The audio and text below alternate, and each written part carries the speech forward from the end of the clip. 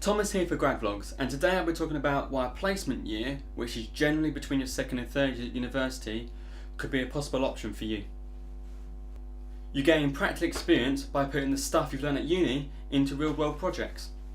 You learn new skills that wouldn't be possible in a university environment. It could help with your final year, as graduates who have taken a placement year generally get better results. Some universities have a placement module, so it can count towards your credits. It's a chance to try out a possible career path and see if that's what you want to do.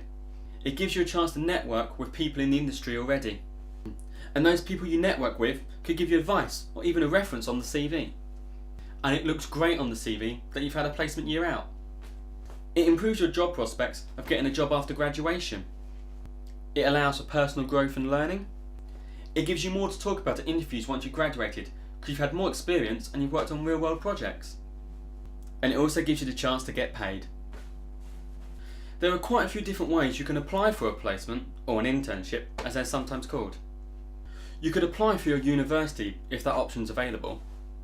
You could write them an email. You could send them a letter. You could pick up the phone and actually give them a call. By word of mouth, from people of people you know. The phrase, "it's not what you know, it's who you know," can apply here, as well as looking for a job once you've finally graduated. So when applying, you'll need a cover letter and a CV. So if you're writing them a letter, then your letter's the letter, or if you're emailing them, you can make the cover letter the email.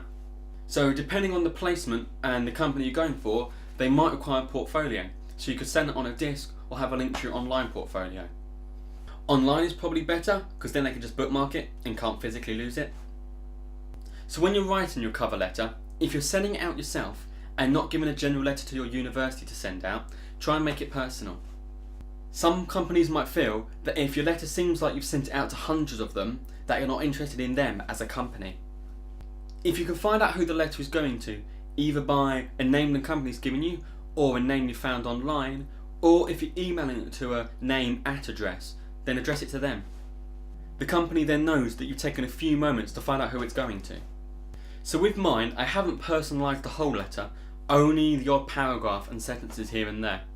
So this is how I've done mine. It's not 100% right, but hopefully it'll give you a few ideas when you come to do yours. I suppose that you'll also need to write a cover letter when you apply for jobs as well, so hopefully something in here might help with that as well. The first paragraph is just introducing myself, what I'm doing at uni, and what I want to do as a career. The next paragraph is the personalised one.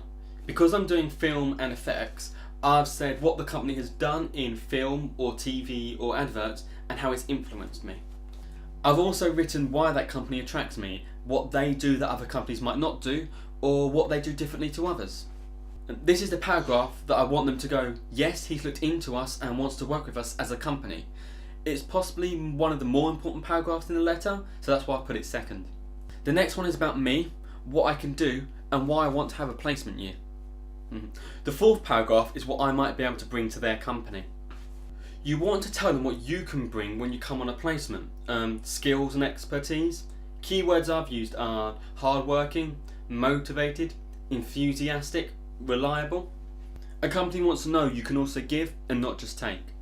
The next few lines talk about my experience and how they relate to their company, so again, that's personalised for each one. Then I've got a link to my online CV and an online portfolio, although it's up to the company if they need a portfolio or not. So mine is sent as an email, which is why it's got links to an online CV and portfolio. But you could just attach the CV to the email if that's easier.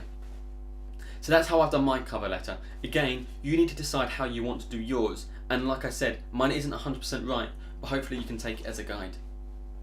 You could also call the company up and talk to them directly about a placement. The great thing about calling them up is you get to speak to someone there and then, and it shows them that you've taken the time to actually pick up a phone and call them. So you're interested. They may offer you an interview, may ask you to send across a cover letter and CV, or may tell you that they don't do placements or don't have any available, but at least then you'll know where you stand. If you send a cover letter and a CV as your first try without calling them, if you don't hear back anything within a few weeks or so, you may want to follow it up with a phone call. At least then it shows you're interested and have enthusiasm. Another method I mentioned was your university. I know my university has a couple of companies which go back year after year and recruit a couple of students for placements. The case might be different for other universities, but you'd have to check with yours. So there's always that possibility of an option for your university helping you get a placement. So that's it for now.